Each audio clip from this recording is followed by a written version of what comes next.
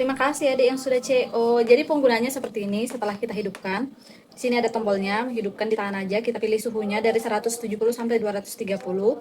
Penggunaannya, ini ada tombol yang sebelah kiri, ada sebelah kanan. Kalau kamu mau styling rambut yang sebelah kiri, gunakan tombol yang sebelah kiri. Sebelah kanan, gunakan tombol yang sebelah kanan.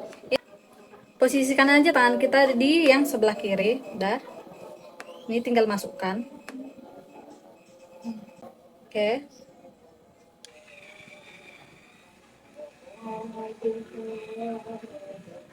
Udah, kita tahan. Semudah itu.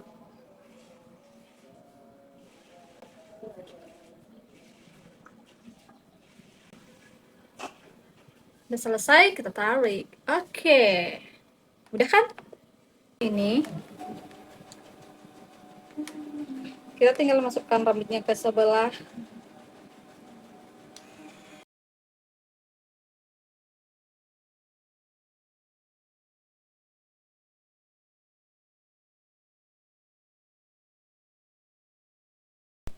ini untuk yang di sebelah kanan. Oke.